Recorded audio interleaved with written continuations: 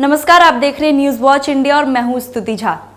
उत्तर प्रदेश की राजनीति में एक बार फिर चुनावी मौसम से पहले वादों की बौछार शुरू हो चुकी है और इस बार मामला सिर्फ सड़क, बिजली या पानी का नहीं, इस बार सीधा सवाल है महिला के हाथ में 40,000 रुपए का।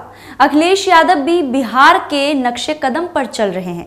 जैसे बिहार में चुनाव के टाइम पर आधी आबादी को टारगेट किया गया था, ठीक बिल्कुल वैसे ही अखिलेश यादव भी कर रहे हैं।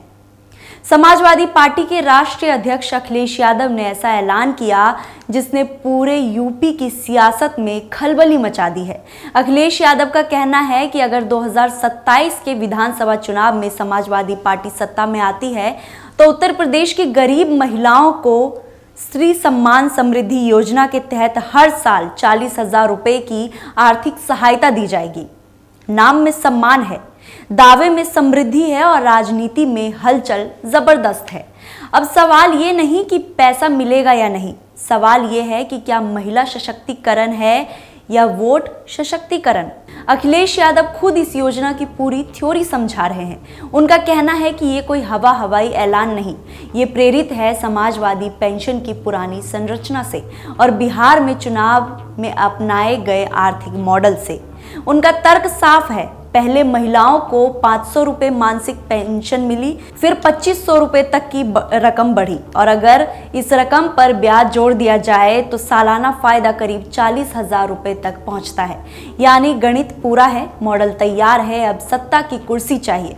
लेकिन राजनीति सिर्फ गणित से नहीं चलता साहब, यहाँ जनता का मूड ही असली फैक्टर होता है। प्रभु श्री राम की नगरी अयोध्या, जहाँ आस्था और इतिहास के बीच 40,000 रुपए की गूंज सुनाई दे रही है, क्योंकि यहाँ की महिलाएं एक सुर में नहीं बोल रही।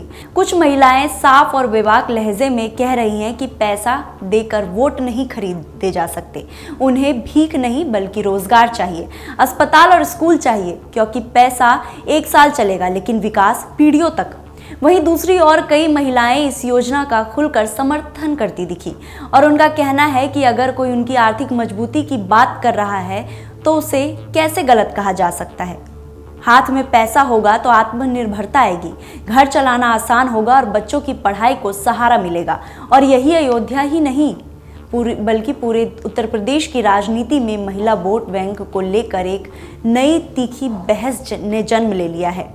एक तरफ समाजवादी पार्टी का दावा ये कि योजना को आत्मनिर्भर बनाने की दिशा में एक ऐतिहासिक कदम है, तो दूसरी तरफ विरोधी सवाल उठा रहे हैं, क्या चुनाव से पहले ऐसे वादे सीधे लोक लुभान राजनीति नहीं?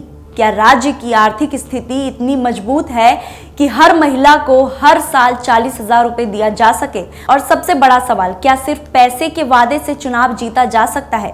राजनीतिक विश्लेषकों का मानना है कि महिला वोट बैंक अब पहले जैसा नहीं रहा। आज की महिला सवाल पूछती है, सुरक्षा कहाँ है, स्वास्थ्य सुविधा कहाँ है, रोजगार कहाँ है और हाँ, पैसा भी कहाँ है। अखिलेश यादव का यह दावा मौजूदा सरकार की योजनाओं के लिए सीधी चुनौती माना जा रहा है। उज्ज्वला योजना, मुफ्त राशन, आवास योजना और मुकाबला सीधे कैश ट्रांसफर से।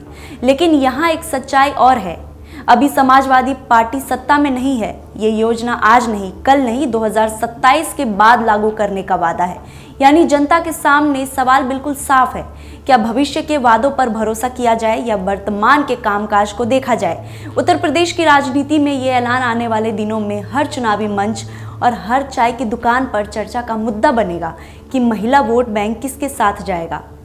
40,000 रुपए भारी पड़ेगा या विकास की गारंटी? 2027 अभी दूर है, लेकिन सियासत शतरंज की विसात अभी बीत चुकी है।